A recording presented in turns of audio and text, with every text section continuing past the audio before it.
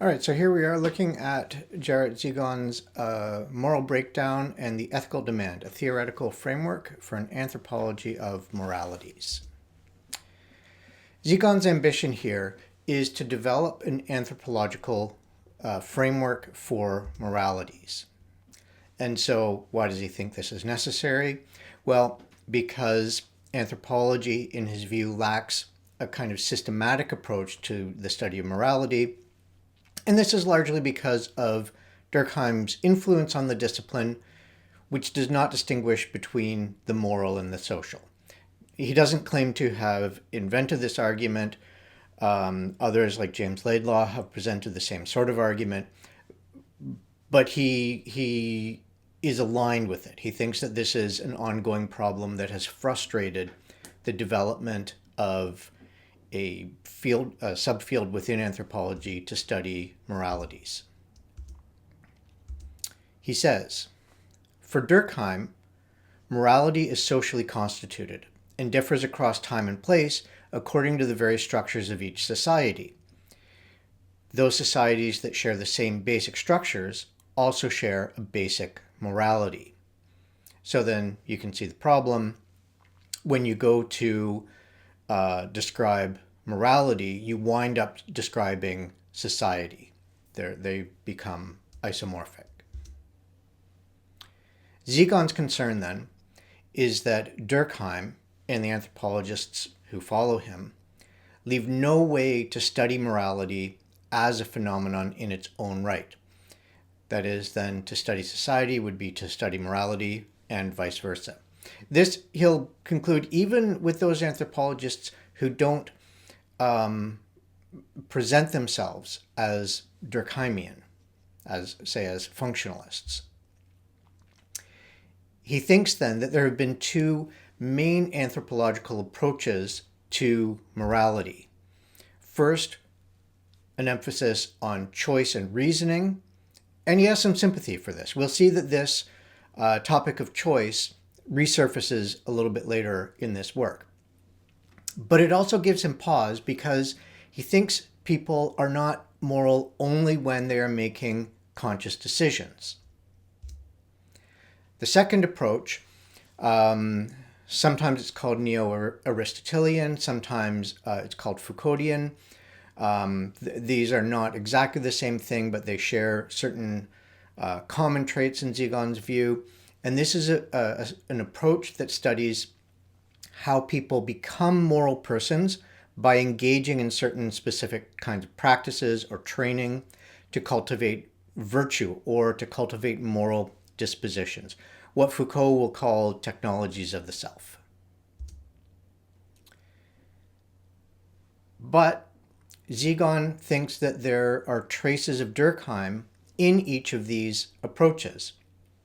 The way that individuals are culturally conditioned to recognize domains of moral choice, and therefore what is a candidate for acting morally, or how a disciplinary domain, that is, the particular kinds of technologies of the self one engages in, determines the ethical techniques that correspond to it. In Zigon's view, then, this Durkheimian legacy is anthropology's main obstacle to the study of morality. And so he proposes something different, a turn to Heidegger. So Heidegger was a German philosophy, prominent in the 1920s and 50s, through to the 50s, that is. And Zigon turns to him to develop a fresh framework for the anthropology of morality.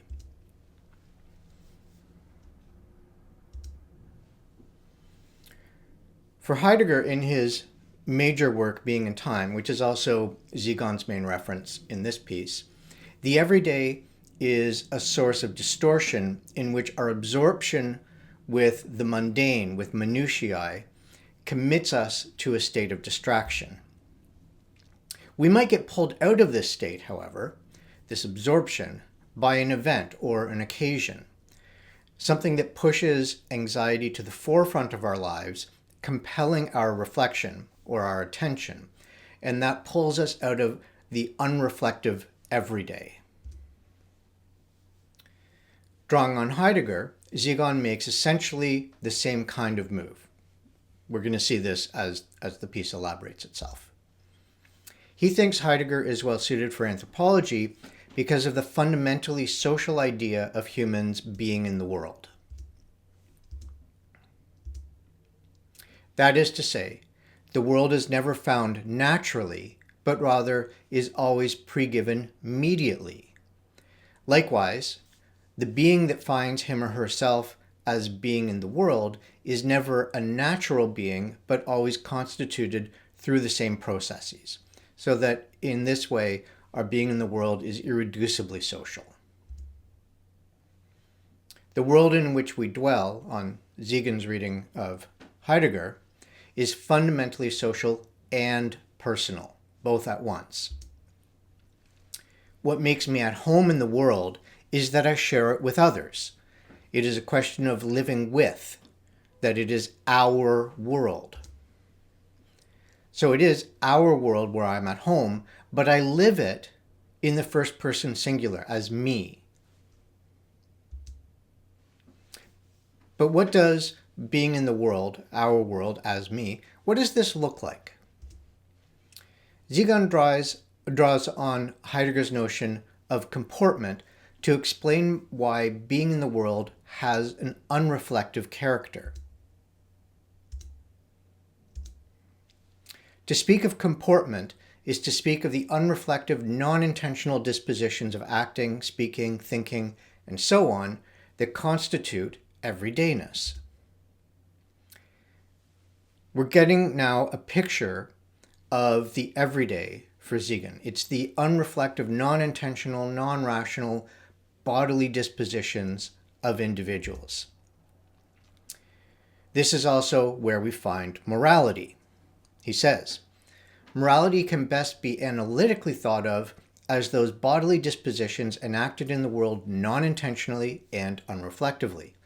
To be moral is to inhabit a bodily disposition. One might even say inhabit a soul that is familiar to oneself and most others with whom one comes into contact.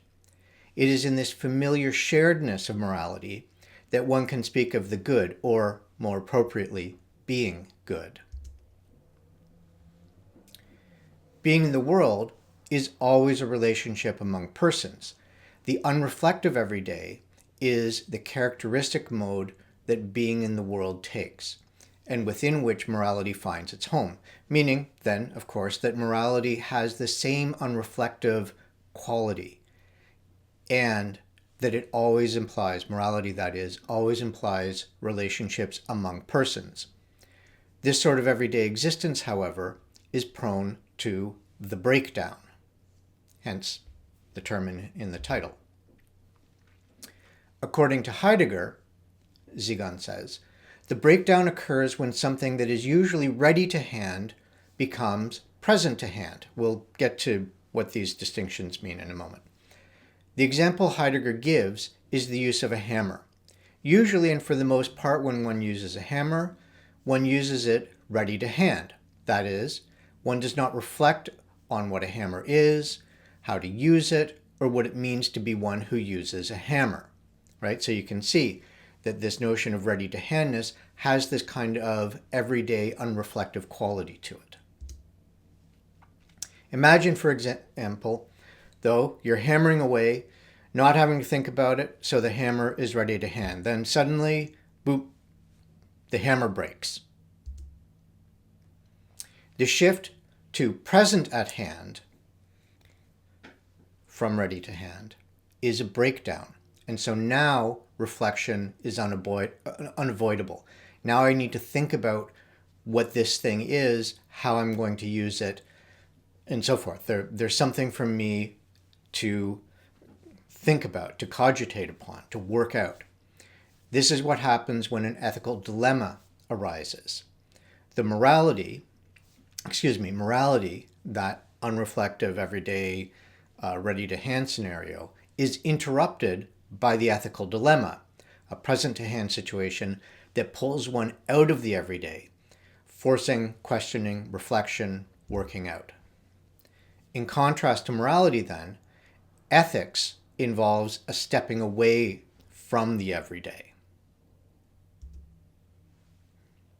So another way to think of this for Zigon is problematization, a notion that he borrows from Foucault. That is, he says, partly quoting Foucault in here, when an everyday, unreflected state is presented to oneself as an object of thought, and one is able to question it as to its meaning, its conditions, and its goals. So the quote within the quote there is from Foucault. The kind of thinking involved in a problematization or a breakdown is a practice of freedom, but this exercise is conditioned by the historical, social, cultural circumstance one finds oneself in, or in which the ethical dilemma arises.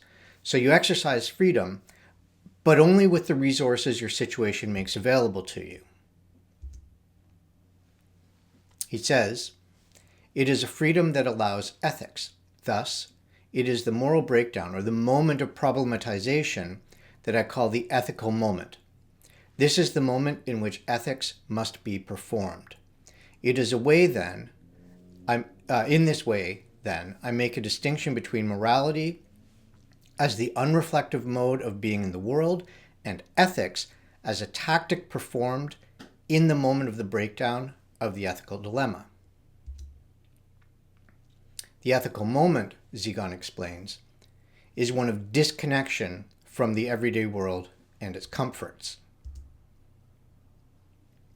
The goal of ethics, of resolving the ethical dilemma, is to allow a return to the unreflective everyday of morality, a return to the familiar world, even as it has been altered, right? So that the ethical dilemma has to resolve the moral breakdown in order to return to the unreflective everyday, and therefore return to morality, but morality adjusted. We should note then that the metaphor of the hammer has a limit here, because fixing the hammer, restoring it to its previous functionality, moves it from present to hand back to ready to hand, where you can use it unreflectively and so on. This is not going to be the same with morality, right? You're not mending it to restore it to its earlier condition. You're responding to the breakdown in order to modify it so that you can live with it unreflectively again. So the metaphor works up to a point, but this, in my view, is where it hits its limit. This is my editorializing, though. That's not a point that Zigon makes.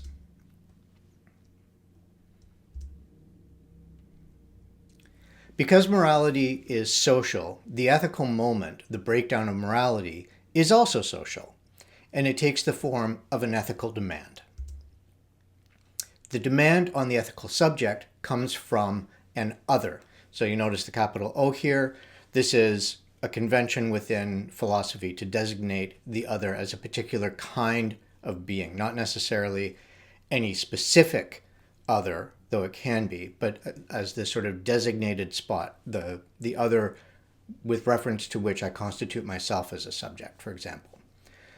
So the ethical subject comes from another, such that the ethical moment is a moment of ethical demand in which the ethical subject is wholly responsible to the other.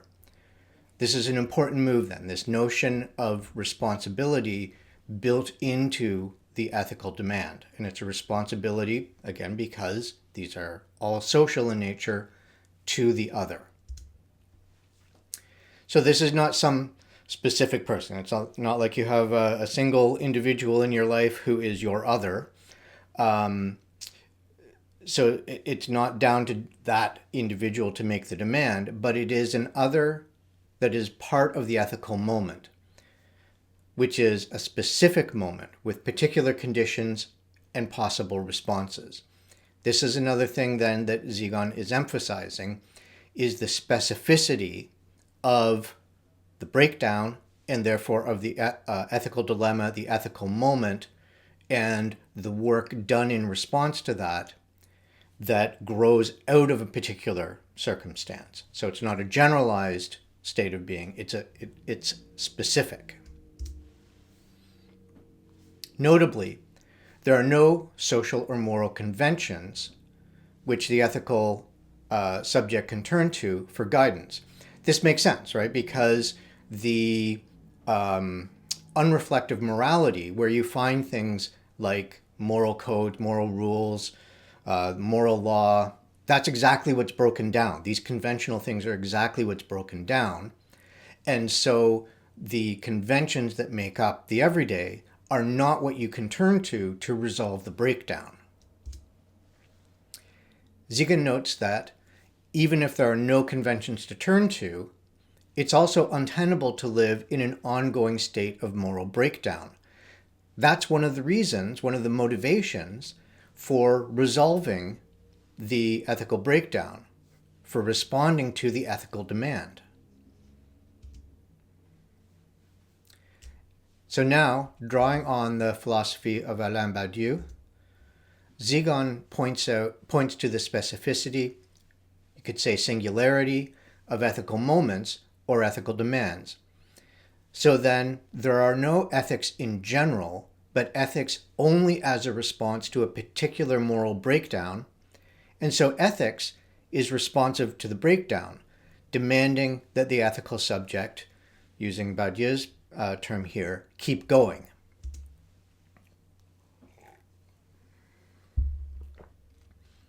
That is, Zigon says, the motivation of the ethical moment is to step back into or keep going back to the unreflective moral dispositions of everydayness.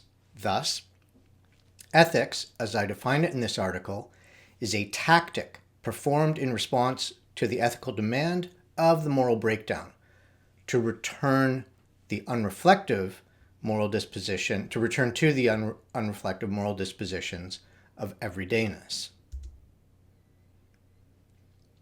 Now, happily, he gives some ethnographic anchoring to explain what these look like in practice. First, he recaps his central points.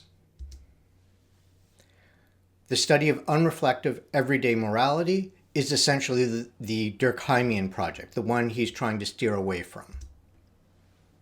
It is not, therefore, a proper study of moralities, which, the study of moralities, should be limited to the study of moral breakdowns, which force a stepping away from everydayness to work on themselves in response to the ethical dilemma. Moral breakdowns place an ethical demand on those experiencing them, requiring that they keep going to return to unreflective everyday morality. The first example he turns to is not from his own fieldwork, it's from the fieldwork of Robbins.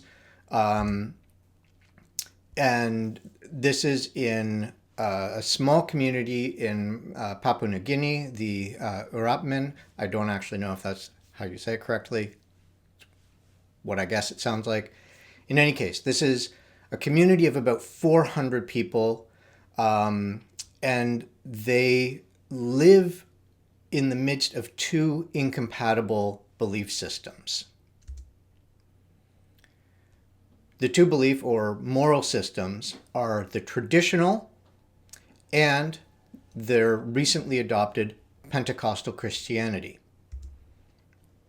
The central problem they faced with these moral systems is that they had conflicting conceptions and therefore expectations around the will. Traditionally, Urapmin morality values the will, but it values it under specific circumstances, when it is in service of creating or enhancing social relationships. The will is good when it coincides with the law, immoral when it disrupts social relations. Fairly straightforward then.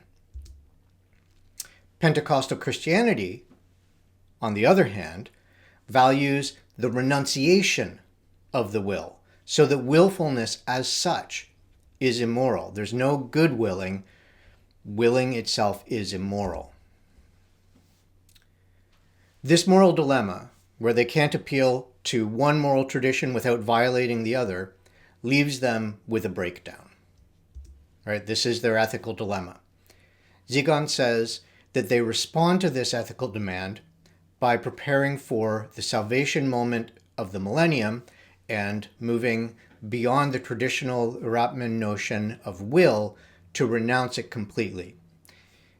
In short, then, they choose Pentecostal Christianity, right? They select one at the expense of the other.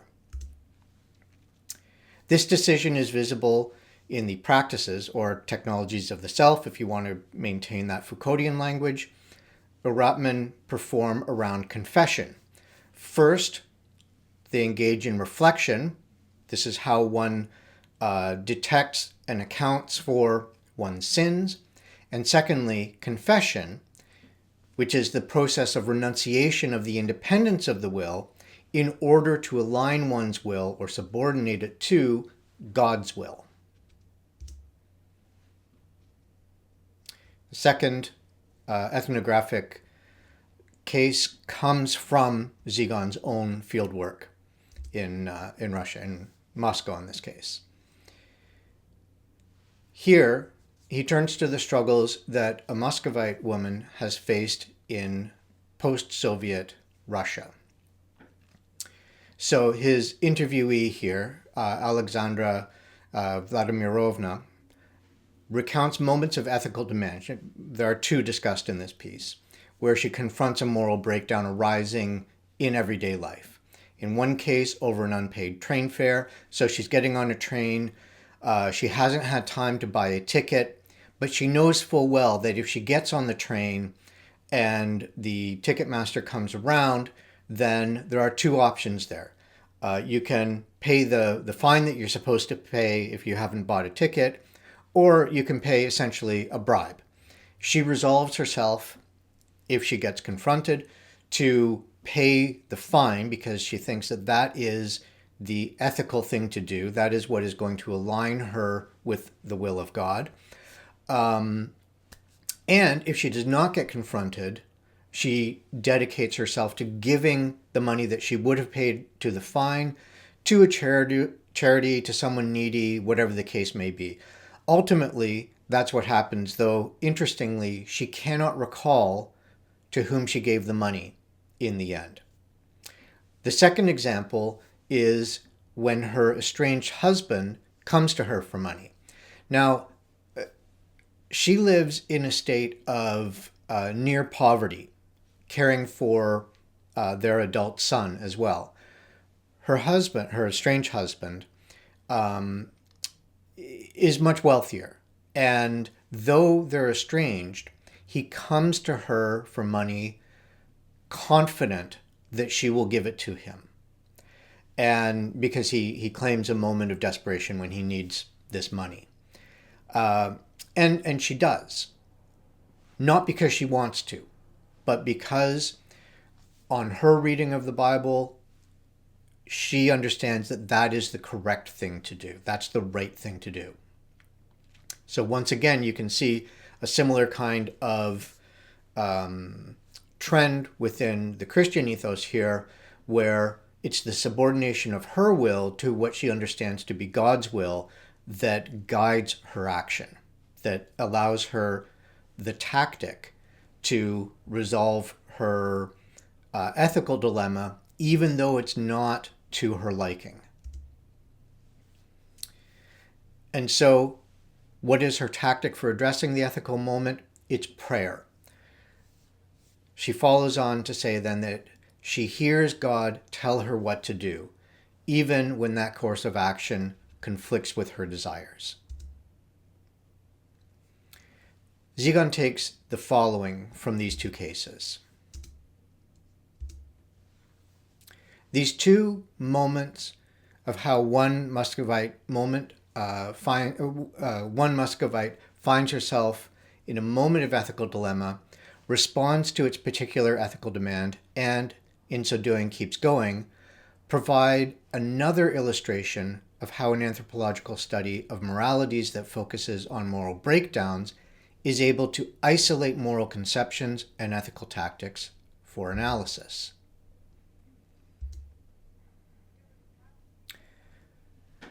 In conclusion, he says, he pushes back against and seeks an alternative to the Durkheimian inheritance in anthropology, an inheritance that he finds cropping up even in those traditions like the Foucauldian tradition that are critical of Durkheim. And he proposes not norms and rules, as you would find in Durkheim, but rather the moral breakdown as the unit of analysis for an anthropology of ethics. This turns on making the distinction between morality as it occurs in unreflective everyday life and conscious work.